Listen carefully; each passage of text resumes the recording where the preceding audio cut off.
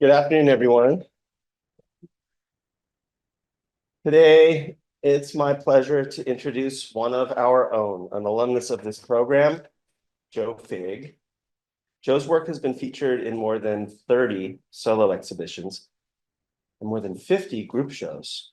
His work is also included in numerous museum collections, including the Bruce Museum up in Greenwich, Connecticut, the Chazen Museum of Art at the University of Wisconsin in Madison, Wisconsin, the Fogg Art Museum at Harvard University in Cambridge, Massachusetts, Hood Art Museum at Dartmouth College in Hanover, New Hampshire, the Parrish Art Museum out on Long Island in Watermill, New York, and the Toledo Museum of Art in Toledo, Ohio. That's just a few. Joe is the author of two books that I recommend. One is called Inside the Painter's Studio, and the other is called Inside the Artist's Studio. They're really interesting looks at artists' studio practices, including interviews.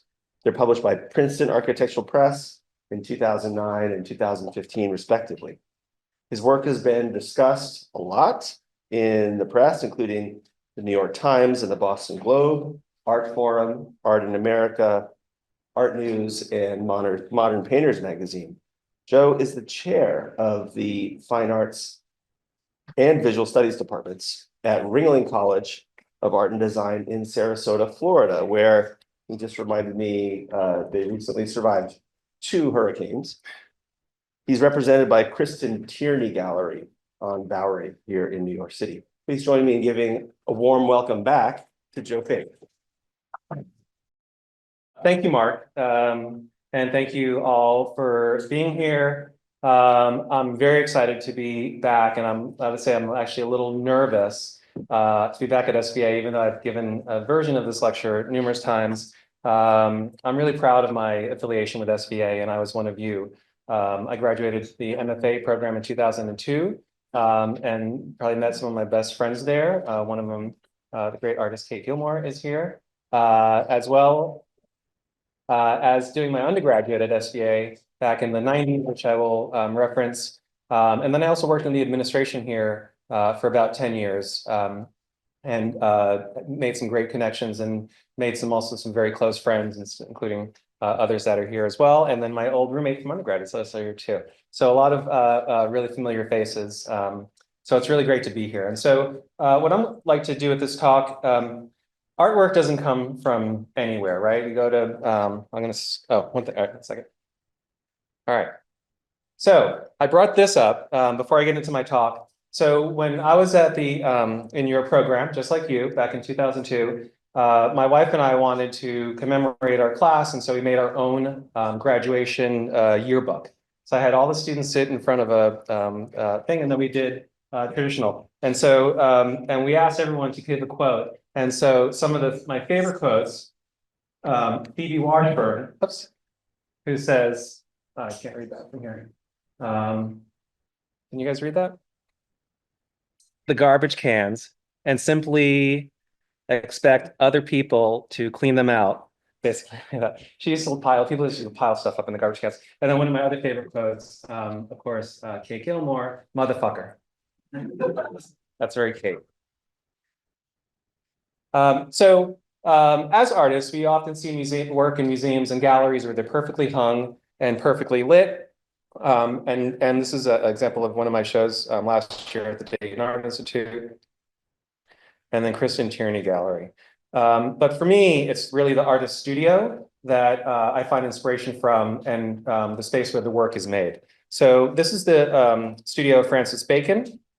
And what was interesting with Francis Bacon's studio, which was a big mess, is that they went in after he passed away and used anthropologists to survey and excavate his studio, and then reconfigured it as a museum, which is now on view in Dublin. Throughout history, the artist studio has been a subject matter. These are some other examples.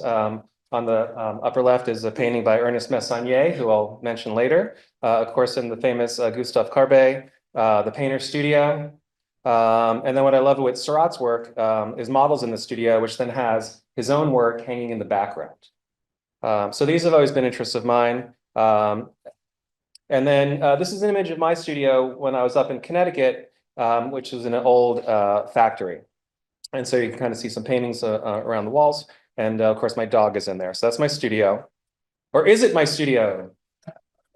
It's actually a miniature sculpture of my studio. So I will get to that. So I'm going to go back to my early years at SVA as an undergraduate, and I really do think it's important to see the development of work and where work comes from, right? It doesn't just come from anywhere.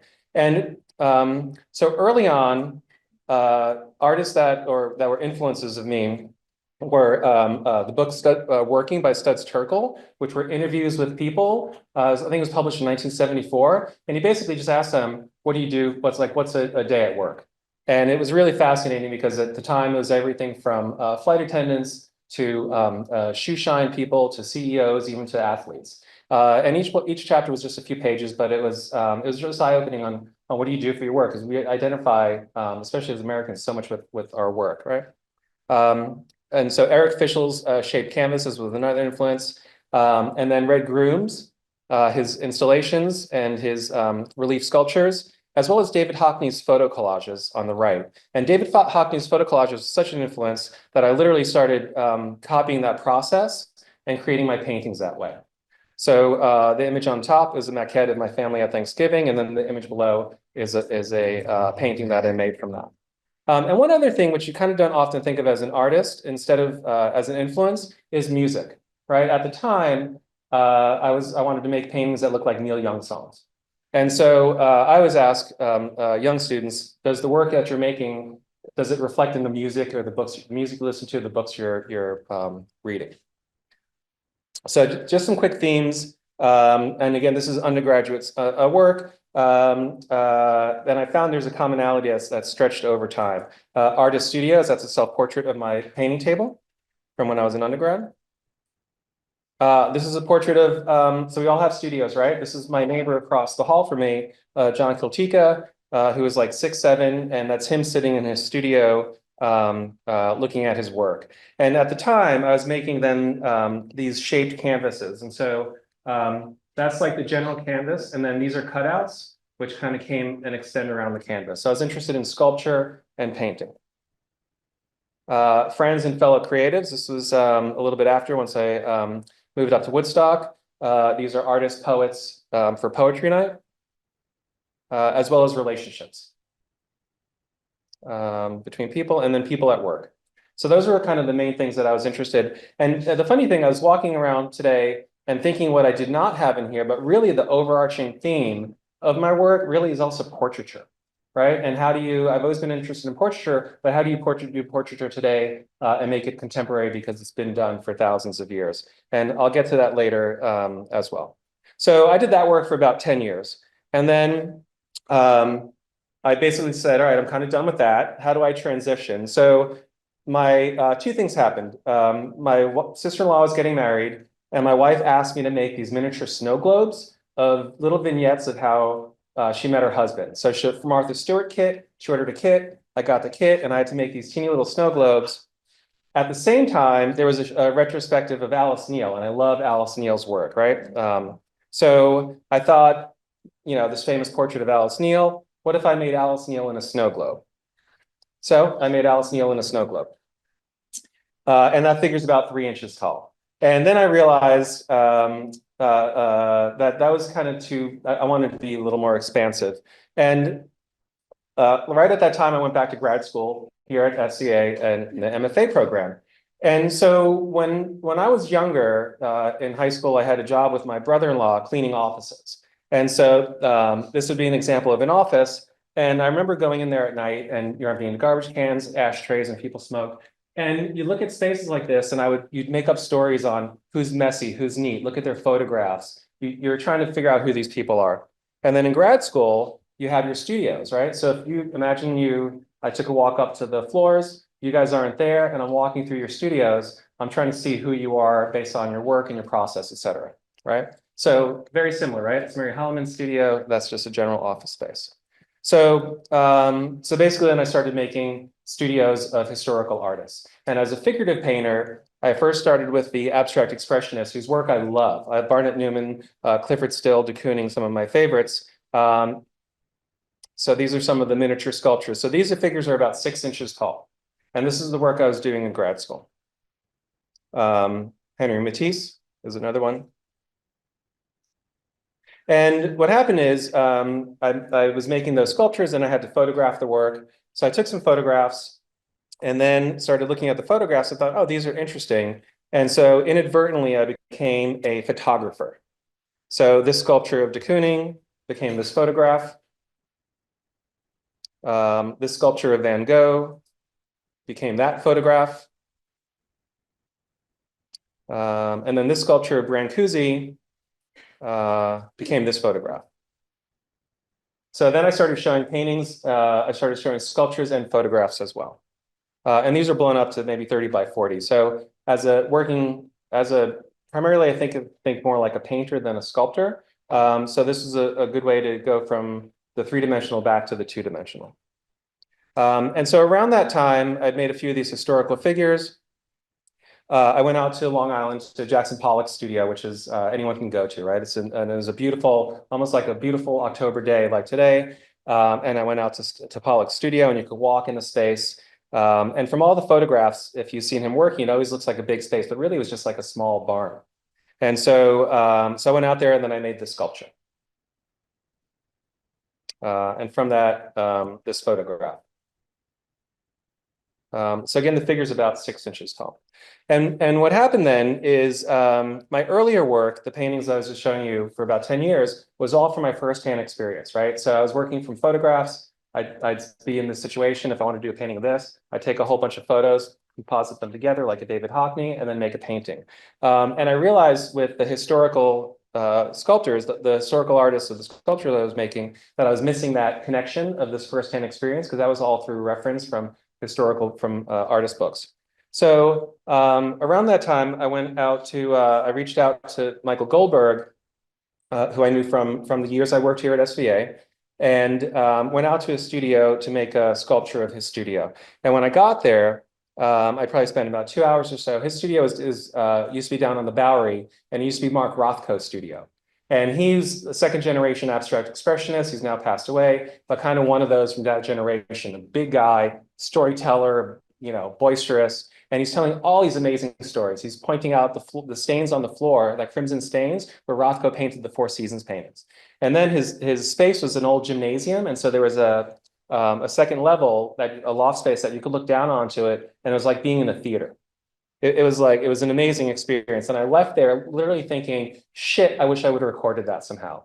So I literally went home, came up with a list of questions, and then started reaching out to as many artists that I knew from my connections from SVA, but also through the MFA program, if I could do studio visits with them. And then I just started sitting them down in the interview and recording the interview and asking them these general questions.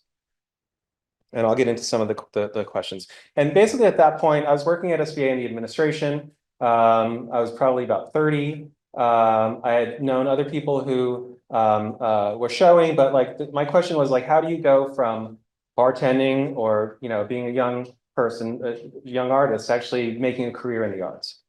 So those are the questions that I wanted to know. So anyway, some contemporary artists. This is Matthew Ritchie's studio. 2 more alum, Inka Essenhigh and Steve Mumford. And so their studios, they have dual studios with Steve's studios on this side and then Inka's on this side.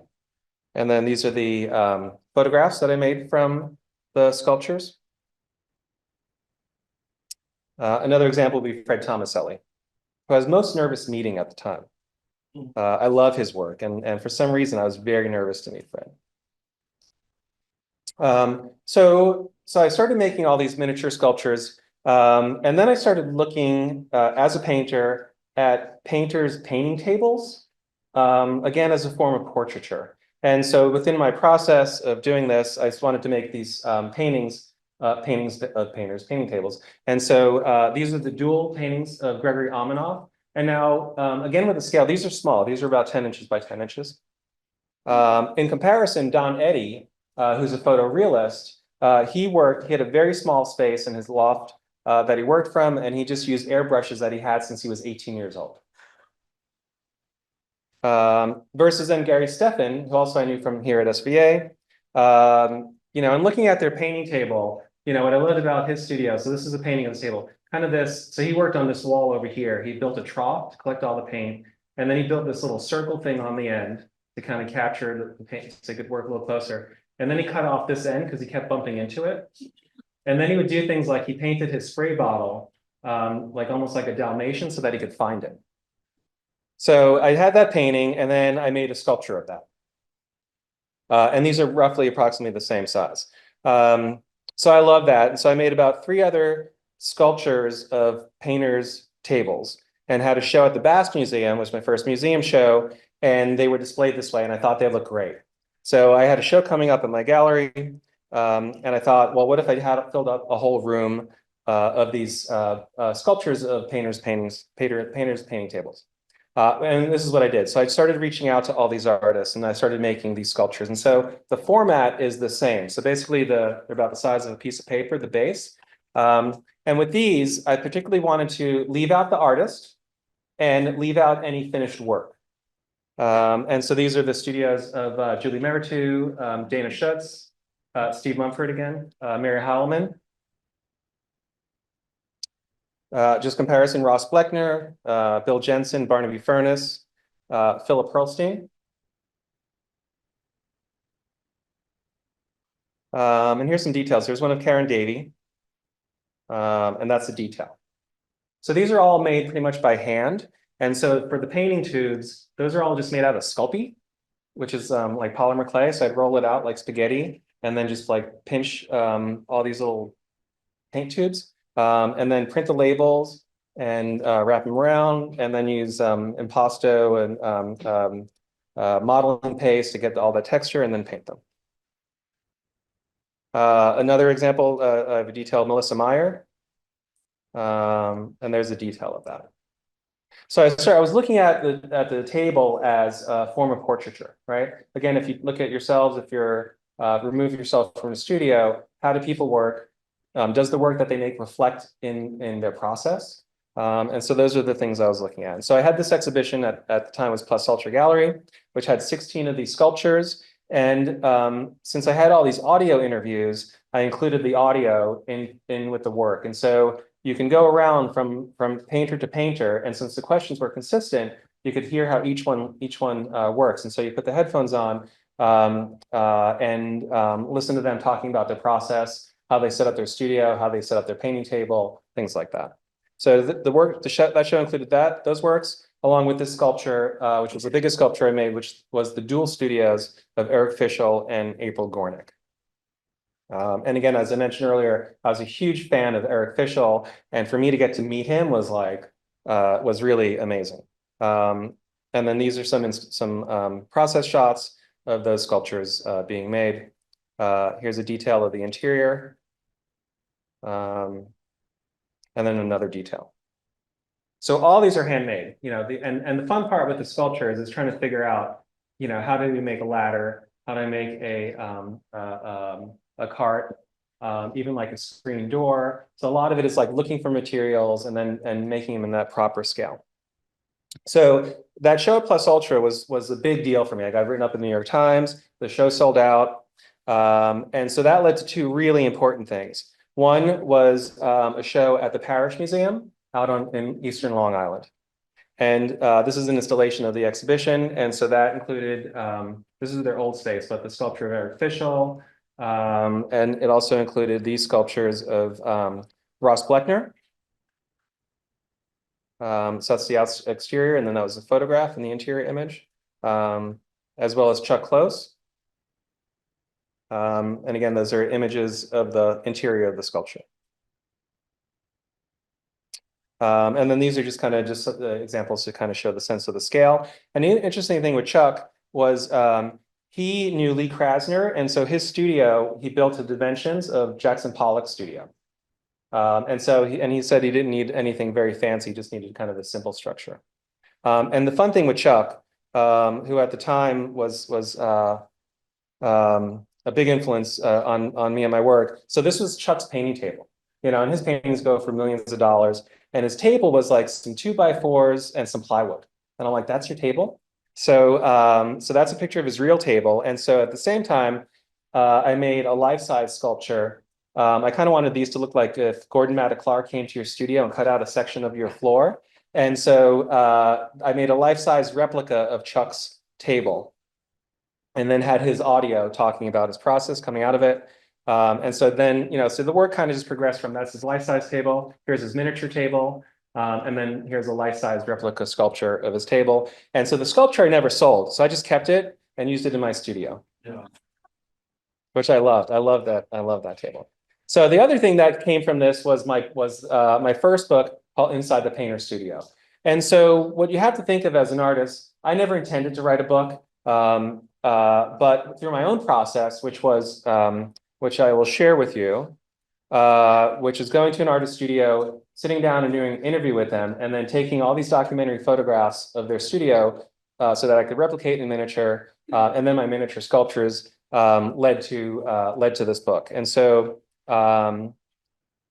here's the process. So I go to visit Joan Snyder. That's Joan in her studio. And then I just photograph and measure everything, right? Including like her floor, which is just gorgeous, right? Her collection of monkeys, just random stuff. And then that's her table. She works with a lot of mediums and acrylics. And then this is the miniature sculpture that I made. And I often get asked, what's my favorite studio? And probably aside from Eric Fischl and April Gornick, it might have been Philip Taft. So this was his studio, which was on, I think, around 30th Street between 5th and 6th. And so this also used to be a gymnasium. And so you walk in a studio and it's this huge open space, right? With a whole outdoor terrace area and silk screens everywhere, right? But not only that, he also had these ante rooms, including like a Renaissance library and like an 18th century like billiards hall. It was pretty amazing. And then, so one of the questions I ask artists is when you're contemplating your work, how do you sit or stand, right? So looking at the idea of contemplation as a moment when it seems like artists are working the least, that's really when they're working the hardest. So Philip gets in his position. He's like, I kind of stand like this and kind of look at the painting. And then since I'm making a miniature sculpture of him, I need to get him in the round. Then I sit there and like photograph him in the round and then piece it all together. Miniature version of that's him in his studio as a miniature sculpture. So with my book, some of the questions I asked, and I'll go through a few of them. So Gregor Yamanov, who was my thesis professor here, I don't know if he still is here. I adored him. So when did you consider yourself a professional artist and were able to dedicate yourself full-time to that pursuit? So Gregory said, in 1971, I literally declared myself a professional artist with no qualifications whatsoever. I left Wisconsin and moved to New York and began painting as though I knew exactly what I was doing. Another question, kind of referring to the Studs Terkel book, can you describe a typical day being as specific as possible? So Will Cotton, back then, 2002, again, I was a young artist like you, trying to figure out how to navigate this.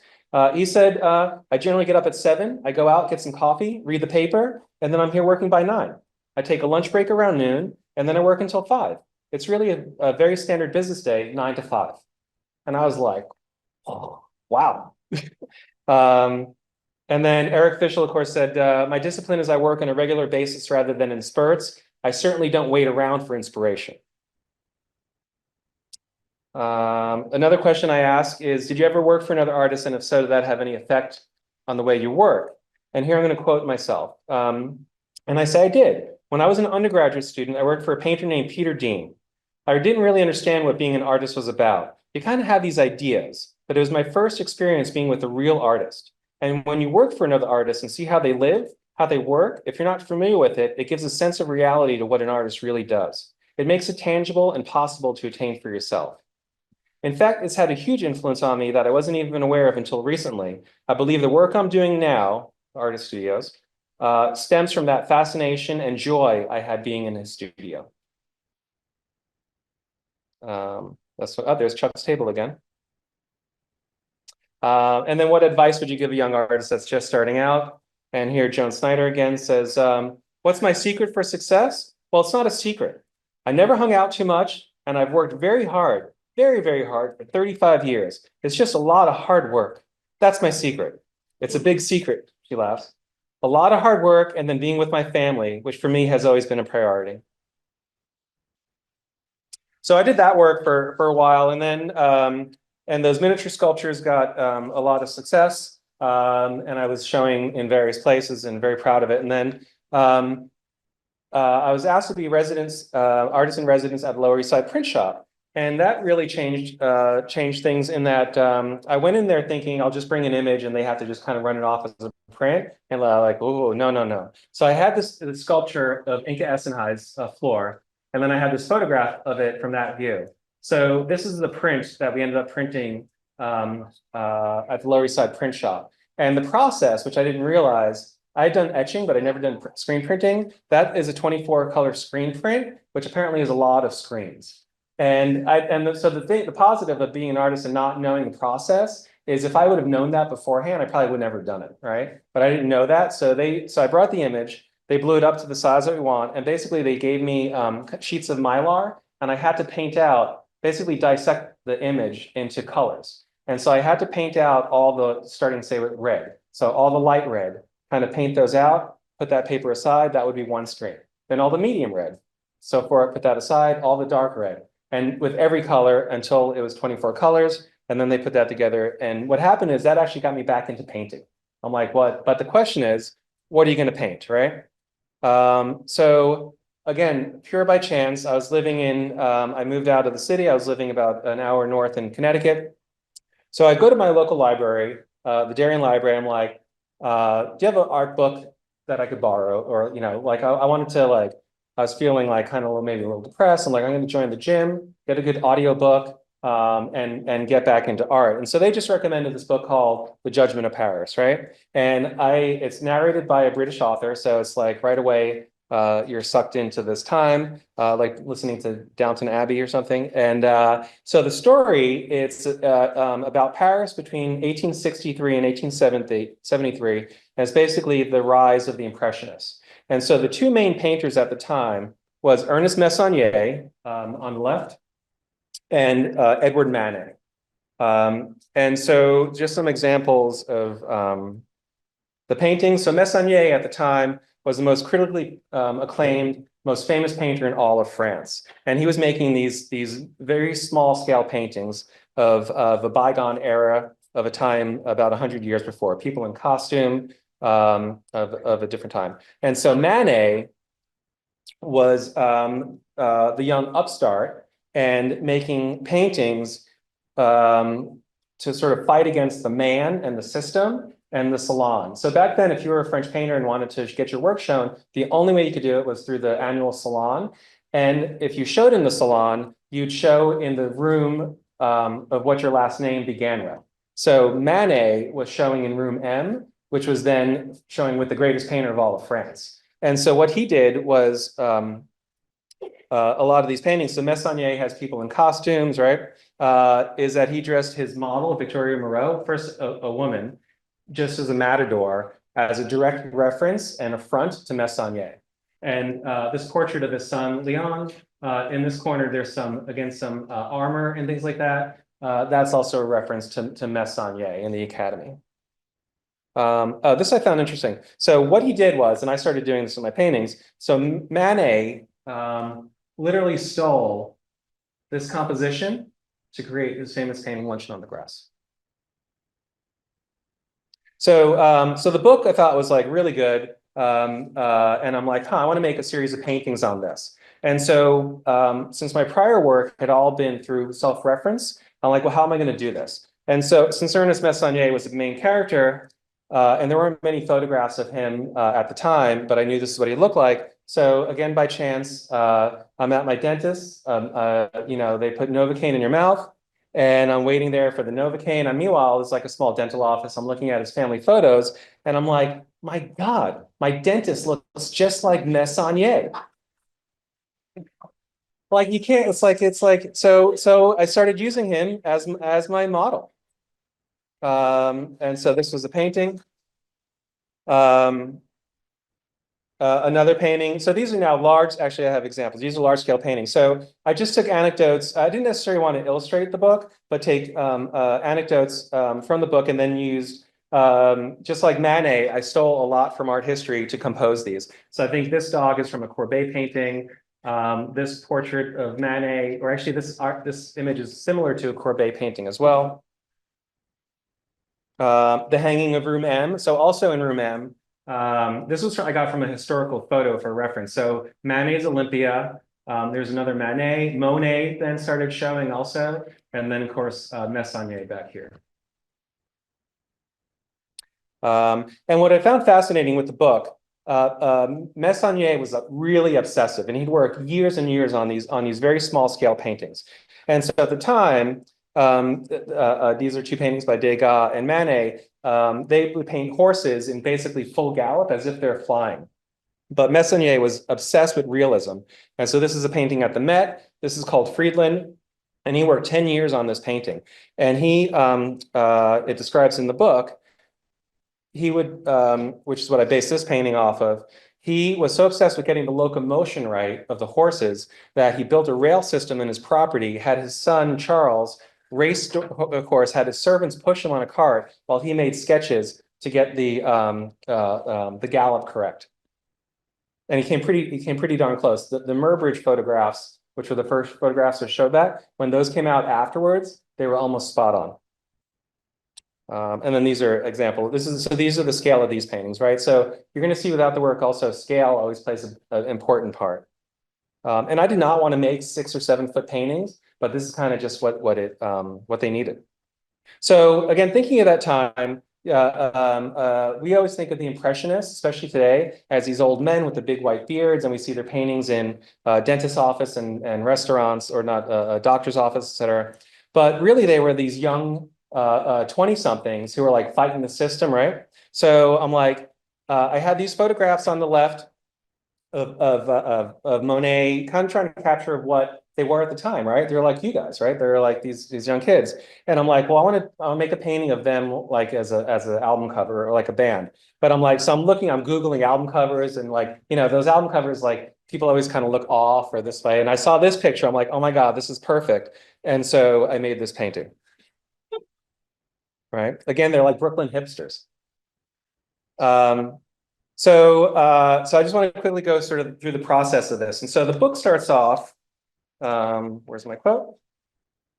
One gloomy January day in 1863, Jean-Louis Ernest Messonnier, the world's wealthiest and most celebrated painter, dressed himself in the costume of Napoleon Bonaparte and, despite the snowfall, swung onto a saddle cinched to a wooden horse. Then, examining his reflection in a mirror, he took up his paintbrush and began painting his own somber image on the panel placed before him. A study for historical work, then well underway, titled 1814, The Campaign of France. That's how the book starts. I'm like, oh, this is like a good image. So this is the painting that I made from that. So how do I get to that? My kids were young at the time. So I just took one of their figures. I made a miniature little wooden horse. I went out in my backyard and played around with the composition. And I thought, so after kind of taking a bunch of photographs, I'm like, okay, this works. So the next thing I did was build a life-size wooden horse. And I set up my camera. I'd press timer. I'd run up, jump on the horse. And I did that for many times until I got a composition that worked. And then, of course, the next thing I did, just like Messonnier, I waited for a gloomy, snowy day in January, dressed up in the costume of Napoleon Bonaparte, got on my wooden horse, and had my neighbor, who was an architect, come and take a ton of photographs. And now for this composition, actually, my posture is it's a little uncomfortable, but again, it's all about composition. So I wanted to get the easel in there with the color and then also the reflection right. So anyway, so I'm like, this is brilliant. I kind of felt like this is the composition. The problem is I don't look like Messonnier, but my dentist does. So I had him come over and he filled in as my doppelganger. So I did that body of work. And then the next body of work comes from inspiration from literature and film. So, you know, my parents would say, why do you want to be an artist? You're just going to starve to death and like be penniless and poor. And I'm like, well, where does that come from? And so I started looking at films about artists. Some of the and within these films, I started looking for images of moments of contemplation, critique, artists at work, and relationships. Similar themes as I was doing earlier. So this was a whole series of paintings that I did based on films about artists. This is the earliest film I found from 1934, where Charles Laughton played Rembrandt. And all these films have a similar story arc, is that the artists start off kind of unknown, then they become very famous, and then they die penniless and poor. Colin Firth and Scarlett Johansson in playing Vermeer and Girl with a Pearl Earring. Anthony Hopkins playing Picasso in I forget the name of this movie, but then Matisse is in that. And so the funny thing with these films, I found there's no film about Matisse, but that there are these other artists that are these side characters that are in it for a few minutes. This was a scene from Agony and the Ecstasy about Michelangelo, but this is Raphael, right? The great Renaissance painter. And what I loved about this image is Raphael basically went off and was painting a small mural in a side chapel. And then, of course, the Pope comes in and critiques him. And it's like, even Raphael gets critiqued, right? Like, critique as artists is like really what is such a big part of our lives. This is a movie about Goya, so him in the studio working. And these aren't necessarily film stills, they're kind of more composites. So I'd watch for a scene and take a series of photographs and then piece them together. Frida Kahlo, which is Selma Hayek. So also I didn't want to necessarily hide. I wanted these to be film stills in that I wasn't hiding that was Selma Hayek playing Frida Kahlo. Another movie from probably from 1954, I believe, of Jose Ferrer playing Toulouse-Lautrec. So that's him doing some sketching at the Moulin Rouge. John Malkovich as Gustav Klimt with Egon Schiele. And that guy was like, Egon Schiele's work, right? All the like elongated figures. That guy was like a perfect Egon Schiele. And he was only in the film for like a couple minutes. They were having dinner. Pizarro makes a lot of cameos in these films. So this again is Kirk Douglas as Van Gogh talking with his brother Theo. And they're out in the park and they run into Pizarro and they start having this analytical art discussion. And again, thinking of contemplation, this is Basquiat, which is David Bowie as Warhol. And these are scenes Basquiat kind of getting inspiration. And then the artist dealers in the studio, in Basquiat's studio. And these are small scale paintings. If you can kind of see the sizes, these are about anywhere from about a foot wide to about 6 inches or so. I didn't want to I thought of the scale, since these are based on film, that maybe I'll make them large scale, film scale. And I thought actually I want to do the opposite, make them smaller, intimate works. So I had to show those works. And then of course the question like, what are you going to paint? So what often happens to artists, you make all this work, you put it out for a show, and then like nothing happens and you're like depressed, right? You're like, what's going on? So you get these post-show blues. And so I went to visit during this time my friend Yorgo Alexopoulos is a really great artist.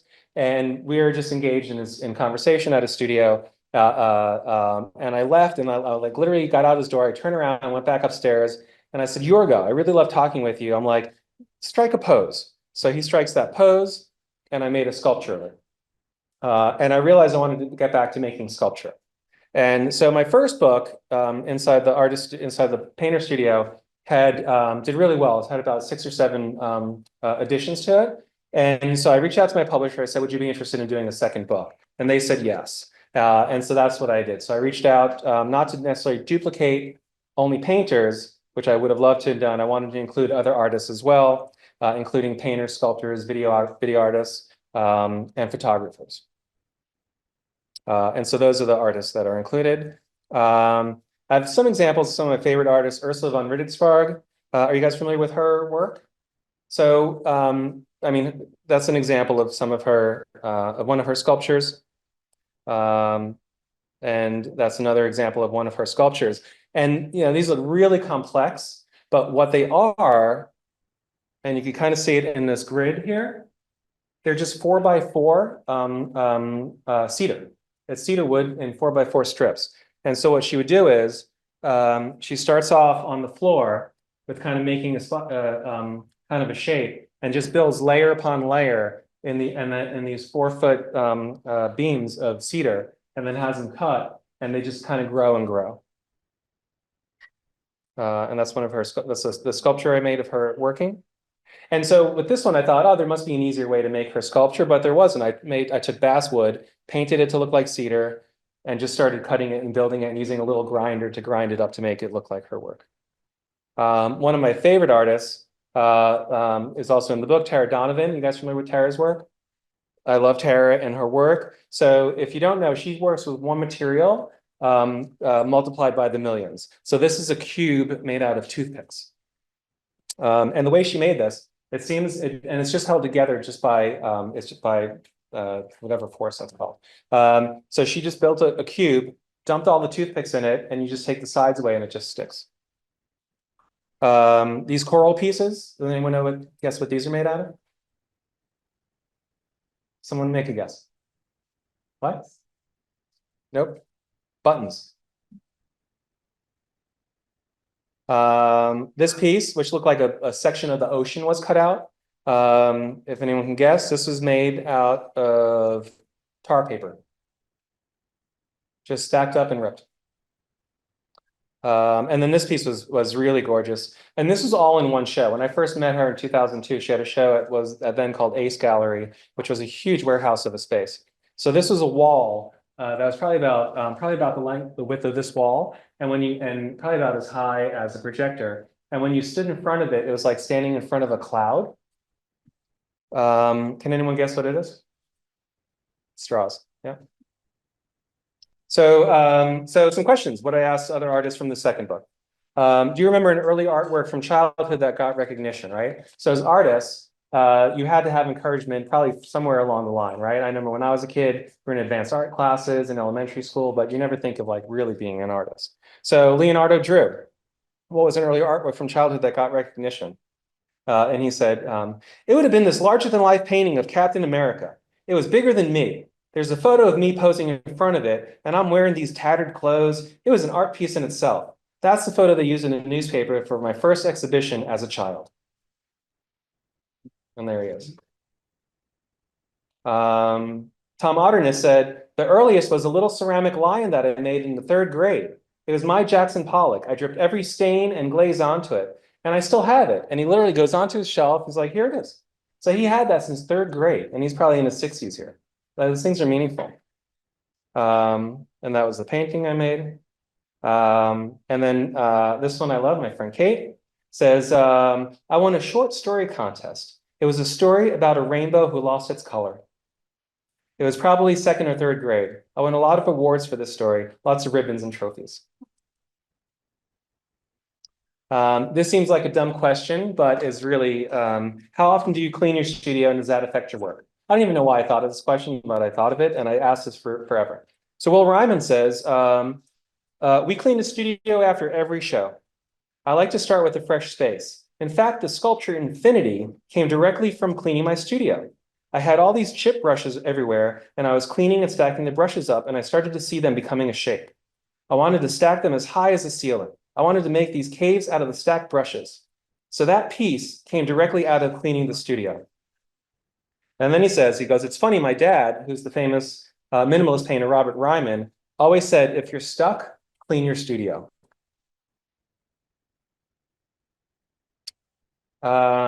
This is what everyone wants to know, right? How did you get your first gallery show? So this is Ellen Altfest. And when I first met Ellen, if you're familiar with her, she is incredibly labor intensive. She was working on this small painting on the upper left for about 11 months. So when I met her, it was probably around this time of year in October in upstate Connecticut. And she started that painting in March the year before and continued for another month when she's outside in the snow. And so she says, my first show was in New York at Bellwether Gallery. The owner, Becky Smith, and I had gone to graduate school together at Yale. She opened the gallery to show work by her peers. I was lucky because at that time, there wasn't a lot of interest in showing younger artists. So this would have been around 2000 in what was then the Williamsburg scene. And Becky was really a pioneer in opening a gallery she was in her 20s, just graduated Yale, and showing her friends' works. And Bellwether went on to become one of the bigger galleries, and a lot of artists have gone on to great success from there. If you're not familiar with Ellen, again, her work is very labor intensive. These are some examples of her work. And that's the sculpture that I made. Same question, and this is kind of goes to my time here at SVA. My friend Alois Kronschlager, also an alum, he said, my first show was with Ed Winkleman Gallery, and this happened in part because of you, meaning me. We were classmates at SVA, and you were showing with Ed. A number of SVA classmates were in a group show at Winkleman called Transmotion. After that, several of us got solo shows with Ed. That was 2005. And then I was thinking, which I don't talk about, how I started showing with Ed Winkleman was at the Time Plus Ultra Gallery. I was living in Williamsburg, and the gallery opened up on the ground floor of my building. And so one day I was coming home from grad school. I went in there with photographs that I just taken in my work. He said, what do you do? I'm like, I'm an artist in the grad school. I showed the photographs. He's like, oh, we should blow these up and show these as photographs. And so we did that, and we had a show. Eve Sussman says, totally by working outside of the system and doing things outside of the ordained art world, self-made underground stuff. Me and 4 other artists took over this beautiful townhouse in the West Village. Our friends got the job of house sitting while it was for sale. They said to the owners who were in London, could we put on a little art show in the house? But we were all installation artists. Simon Lee piled up every carpet from the house into the basement and tunneled a hole through it. I took the spiral stairwell and installed a steel pendulum pressure fit into the walls. But that little do-it-yourself show got a lot of attention, and to our complete surprise, we got written about in the Village Voice, which was a big deal. And so one of the people who came by to see that show is Bronwyn Keenan, and she became my first gallerist. Right? So you got to take advantage, take control of your own career, create your own opportunities. Now the question is, do you have a motto or creed as an artist you live by? Back to Leonardo Drew. Time. How to realize time and how to respect time. I tell my assistants when I go to the theater, I usually give the film 20 minutes to get going, or I leave. If it's not happening, I get the fuck out. And they'll say, yeah, but you paid money for that film. And I'll say, money we can get, time, we ain't getting that back. They can steal my money, but they can't steal my time.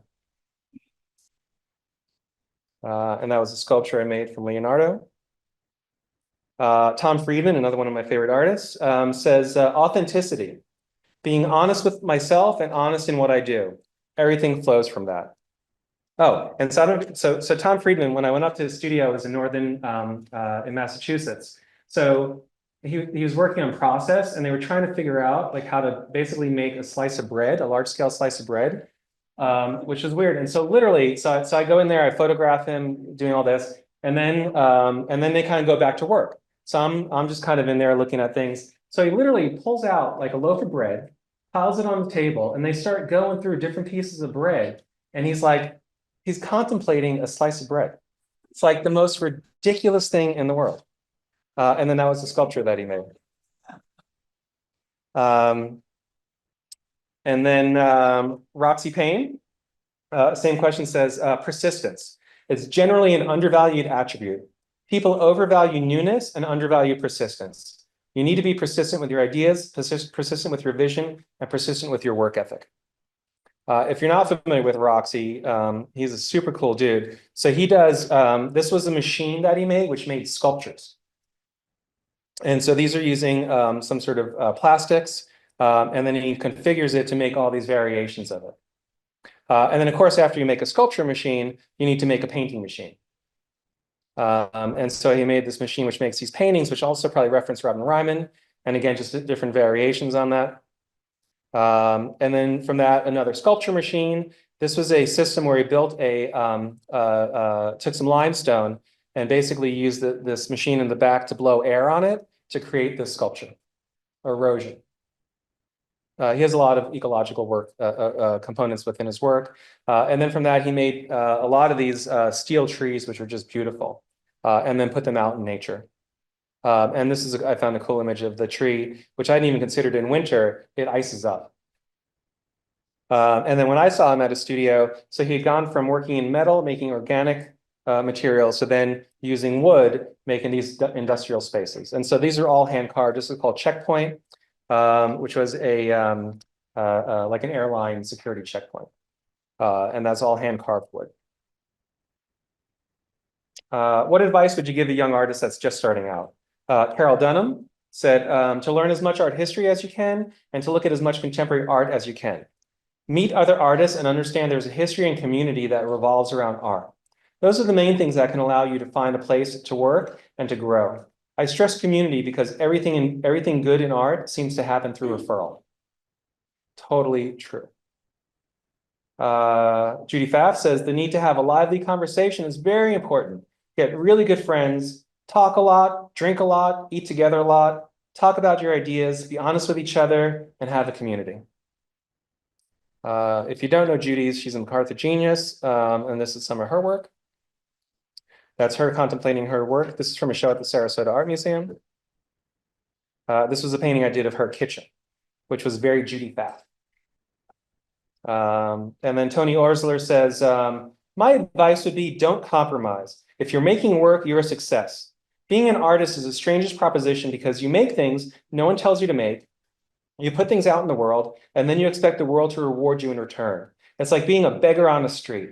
It's set up for enormous disappointment and self-destruction if you can't modify that system in some way to protect yourself. The reward must be internalized and in the work. So if you're a young artist and you're contributing to the world, you have food to eat and you're making your work, that's success. That's it, period, full stop. So now we get to contemplation. So looking back at my prior work, artists in the studio contemplating, right? Earlier sculpture, Inka Hesenhai contemplating, painting Will Cotton. And so then at that point, I'd done this painting of Dana Schutz. And if you know Dana, she's got a big head of hair. And so this was her in her studio looking at her work. And as an artist, I'd done lots of work of artists in the studio, and you're in your studio contemplating your work. It's a different relationship in the work. And then once you put it out and it's out in the world, either at a museum or gallery, you have no control over it. And really all we want as artists is for people just to take the time to appreciate what we're doing and to kind of give it some consideration. And so I was having my own work in these institutions. And so I started looking at how people look and contemplate works in museums and galleries. And one example I remember, I was at the Met and going by this Rembrandt painting, and there's this woman contemplating this Rembrandt, and I stayed for about 10 minutes trying to like look over her shoulder. I went off and looked at some Northern Renaissance paintings. I came back about 30 minutes later and she was still there. And so I'm looking at how people look at work, but not people who come in and just take selfies or photos, but who really give that consideration. And so I just started looking at people in museums and galleries and started this body of work. And this is primarily the work that I'm doing currently. And within this, I kind of have these own little games that I play. And so the rules that I set up is that I generally want the people who are at these exhibitions within the paintings. They don't necessarily have to be there at that moment or in this position, and I'll get through that process, but that's my rule. And then in some cases, I just love when they're paintings of other artists and looking back at us. So this is an example of Alice Neal painting of Andy Warhol. So Andy Warhol kind of facing the viewer while we're facing Andy Warhol. Another example, Rudolf Stingel. So this is a big painting of Rudolf Stingels that was at the Whitney, and that's an image of him collapsing in bed after an opening in a late night. And the scale of that, I think, is about 25 feet. These were two paintings by Lucian Freud, and then an Elizabeth Peyton painting. This was at the Clark Institute. And that was actually my father-in-law, but I love that he kind of has that same jacket on as Carlos Duran. And so now these are small scale paintings, and that kind of gives you a sense of the scale of these, right? And what I started thinking about with scale, how people engage with the artwork on different scales. And so I had done those early large paintings, and often with very big paintings, you kind of walk into a gallery space, you kind of look around from a distance, excuse me, and you kind of get it. And in fact, we were just at the Cecily Brown show. It's kind of that experience from seeing it from a distance. Obviously, you want to get close and look at the paint, but you kind of get it from a distance. What I noticed with my miniature sculptures, what I really liked is that people would come in and they would get really zoom in and close. So it creates a different kind of intimacy with the work. And then also at one point, I remember seeing a show at maybe Zwirner Gallery, and it was a huge wall. And then right in the middle of the wall was a small little 8x10 painting, and it just like sucked you in. So I'm thinking of scale. So these are small miniature scale paintings. That's Frans Hals. Again, the artist looking back at the viewer. This was a Max Beckman show at the Met. And these are just fun. You know, I love Max Beckman. And so then while I'm painting these, you obviously you look at the work in a museum and gallery, and you're trying to analyze how they're done. But when it comes to replicating them, even though if it's miniature scale, you're still trying to understand the artist's process. And then something different. This was a show of drawings by David Hockney at the Morgan Library. So then with these, I want to make sure that they look like drawings, even though it's a painting, look like drawings and not paintings of paintings. And then you have fun stuff like this is a V.S. Selman's show that was also at the town. I was at the Met Brewer, where then just like the hair is kind of mimicking like the waves. This is a show combining at Minution Gallery, Mark Rothko and Frederick Church paintings. Hilma af Klint. We happened to be in Portugal. This is my son at the time, and he was just standing there, and it was like a perfect, composition. And that was odd because we were in Porto, and then it was a show by artists from Sonnabend Gallery. So it's like all the artists I knew from New York. It was a show in Europe. And then, for fun, this is Kerry James Marshall's painting called The Studio. My work is about studios, so to do a painting of a studio within a studio, people looking at a studio, is just kind of fun, and then I'll follow things like, the red socks, and the red, and then the red handbag, and kind of that work in that composition. And so going back to portraiture, I have this painting in here. So this is our friend, Tom Lenve, who also went to graduate school. And I showed this painting to Kate, and Kate said, "Oh my God, is that Tom?" And I'm like, "Yeah." I'm like, "How do you even know?" It's like, I could just tell it's Tom. And like his portrait, look how he's standing. It's like, he's a very boring dressing person, right? He has nothing that like says anything about him. He's got a baseball hat on and he's just turning his face away. But Kate, you knew exactly it was him, right? Yeah. So then the question is like, what is portraiture, right? You often think it's the face, but it's really about posture, people standing. And so to know that was Tom is like amazing. During the pandemic, this is my pandemic painting of Donald Judd. I kind of missed the pandemic. The museums were so empty. It was really nice to go see those shows. And so the Donald Judd show opened up. I think it closed about 2 weeks in and then reopened later in the summer. And it was a real joy to get to see that show with not a crowd. And then kind of thinking of minimalism, Richard Serra, how do you depict a Richard Serra painting?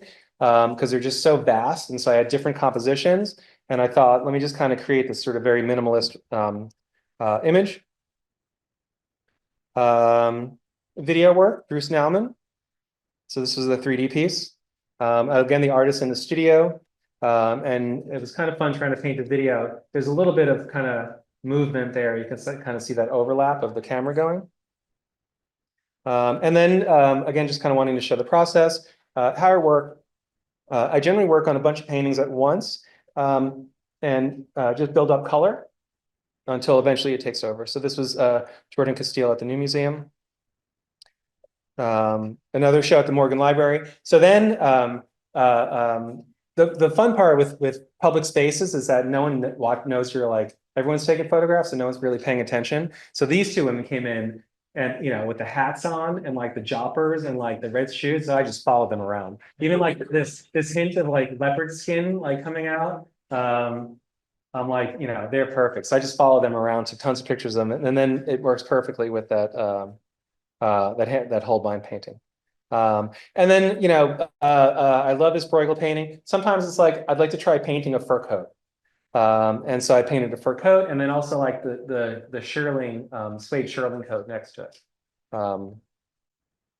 In front of that painting, which is one of my favorite paintings. And so I'm at the Nicole Eisenman show, and I'm watching this group of people talk about the work. And I thought the guy on the right was a gallery director because he was very engaged. He's explaining all the work to these other women. And so I finished that painting, and I don't know Nicole, but I posted it on Instagram, and I tagged her in it. And then she DMs me and says, "Oh my God, that's my brother, his girlfriend, and friends." I'm like, "What?" And so she sent it to them. They were thrilled to be in it. And so then last year, not last year, the year before, my gallery showed my work at the ADA Fair, which opens tonight at the Armory, and we showed that painting. And they came and dressed up in the same outfits, and we're like in front of the painting. They were thrilled. I never know how people are going to react, so I was really happy that they loved that, and that they dressed up in the same clothes is too funny. Another painting, Anna Wyant and Keith Haring. Trying to paint photographs. So this was Cindy Sherman.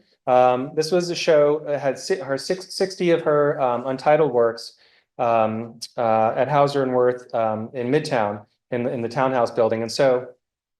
You can kind of see in here, so this wasn't a very big room, and so on the wall opposite was basically another similar grid with the other 30 paintings in it. And so you can kind of see the reflection of the other wall within these. And then these are in the townhouse, so it had this big wall, this big windows, and so the cool light goes from here into the warmer light. But a very stagnant composition. So I spent a lot of time, which I'm going to show you, on composing these. Faith Ringgold at the New Museum. What I love about the New Museum exhibitions is that they often paint their walls these rich, deep colors, which is just a nice contrast compared to a general white wall of a gallery. And then these are two recent works that are at the Tampa Art Museum right now. The Barclay Hendricks show at the Frick, juxtaposed with some Sargents. And then Joan Snyder, her show last year at Canada Gallery. So even when I'm looking at, so this guy here had on this KAWS jacket, which just worked perfectly like with that composition. And of course, going back to Manet, last year we were very fortunate to have Olympia here at the Met. And I probably spent an hour with it because I felt I knew that painting so well, because it doesn't leave that often. And I got there early and just spent a lot of time. And I felt like just from all the work I did with the Judgment of Paris series, I felt really connected to it. Joan Mitchell. Right? So very different to kind of replicate a Manet and then a Joan Mitchell. And again, just to get a sense of the scale, this is from last year's installation from my show at Kristen Tierney Gallery. And so generally how it worked, I kind of had a general layout of what I wanted the show to look like, but until you start putting things together, you start seeing juxtapositions between two different works. And so I did not expect to have these work together, but when we were laying out the show with Kristen, for some reason they worked real nice. And then the same thing with this piece, which was a Kusama piece with the Raphael Lozano Hemmer piece. And so I don't know if you remember this piece. This is these lights that were hanging from the gallery at Pace. And then they had, if you put your pulse under these lights hanging down, it would detect your pulse, and then the lights would flicker to your pulse. And there were two other lights that were in there, so you can kind of get this room that's breathing. And it kind of just worked perfectly with the Kusama. If I could give any advice, don't make paintings with circles in them. They're a big pain in the ass. And then, of course, people always ask me, this is at my opening. And so we're at the opening, and then everyone's like watching people like look at, and like, so it's so funny. You'll probably all do this now after watching this. Watch how people stand. Like they really have like their pose. And I remember when I was in grad school, Jerry Saltz said, you could always tell artists looking at works in museums and galleries versus other people, because other people kind of sit and look, and then artists always kind of go like this, like trying to figure out how it's made. And so with this body of work, I thought Dan Cameron saw the show and then posted on Instagram, and I thought I really love this quote that he said about the work. He said, "While there's this distinct meta quality to Fig's art, I prefer to see them as pictures of people and architecture, with the artworks as the key to how their bodies are situated within the built space." And so with that, I'm going to show you an example of how these are made. This is a Wangechi Mutu painting that I made from the new museum. And so I'll go to the new museum. This is my maquette or my study, since I work in Photoshop, of the photographs that I took to compose the image.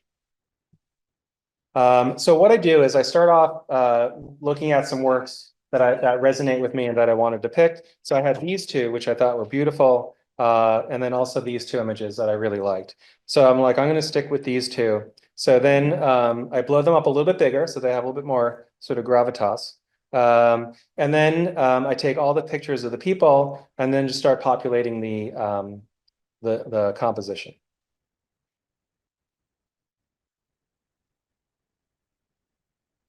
And I'm looking at color, I'm looking at composition, I'm looking at flow. The funny thing I didn't realize until after, I kind of look at these paintings in a way as like landscapes, in that there's a horizon line, right? And then there's say the landscape, the mountains, and then almost kind of the rhythm of the feet is like a rhythm of like maybe a river or something kind of flowing through it. So and all that is very subtle, and it really changes if you start moving the figures around. So even this like subtle change, right? Moving her there, and that's that space between those two figures. You shift her over. I wanted really to kind of get her profile within the light of the painting. Then these people were there. I'm like, oh, they're kind of cool. So I put them in, and I'm like, nah, I don't really like them. So I took them out. And then, moving people, you just increase the scale. So moving her from the back into the foreground. So that kind of creates a different rhythm, right? It's kind of more of feels like a basket shape. And then even kind of just subtle shiftness of these people. And then that was the final composition. So not any, I have a lot of conversations with figurative painters. And I'm constantly telling my students this, even though they're paintings with people in them, they're not really people. It's still a painting. And all I'm looking at is, when I was an undergrad, no one was doing figurative painting. It's like dead. So I was raised sort of in the abstract painter's world. And so really it still comes down to like color, form, and composition. And so I'm looking more at like, white versus red. Again, sort of the negative space, how much of an edge do you have over here versus this edge, kind of that little sliver of skin right there, how all that stuff plays off. So I'm getting sort of to the end here. So what's next is in a couple weeks, I have a show opening in Sarasota at the Sarasota Art Museum on paintings from the Vermeer show. So last year, there was a blockbuster show at the Rijksmuseum of Vermeer's, and it was in Amsterdam, and there were about 28 of his 35 known paintings. And it's definitely going to be the last time that many paintings are together, because a lot of them were actually lent because the Frick was moving. Other institutions wouldn't lend some of the works. And I think prior to that, maybe there was a show at the National Gallery for about 24 paintings or so. So, and the show sold out in like 2 days. I was lucky enough to get tickets. I went over there in May, and I was only going to do like one painting. And then I thought, well, what if I do not all the paintings, but try to do it like a series of, so I ended up making 16 paintings just from that show with 18 Vermeers in them. And then this is kind of them in process. So I worked on the compositions at the same time, because I was very aware not to make the works repetitive, and trying to push the compositions, though they're very subtle. And so those are my photo maquettes, and then those are the Vermeers up top. And again, these are small scale, and I have a quick little video kind of showing painting. Let's see if this comes. So the heads on these figures are like even smaller than like an eraser head. I'm finishing now, and I'm so glad I am. I'm like, I can't take these like trying to get those eyes and like nose in is just like too much. I don't do this often. I just did this as like to help the museum, and I kind of liked how this came out.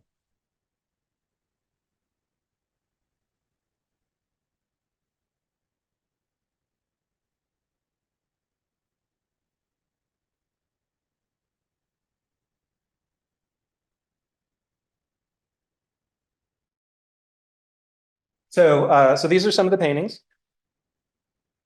And this show opens up on the 15th of November.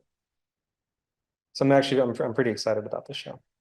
And so I'm going to leave you with there's a profile in Alex Katz sometime this past year in the New York Times. And in my own studio, I still work like an abstract. I work standing up on a wall, which is how the abstract expressionists work. And I thought this quote by Alex Katz was really resonated with me. It said, the vocabulary or grammar is all out of abstract painting. That's what makes my painting different from other figurative painting. And that's it.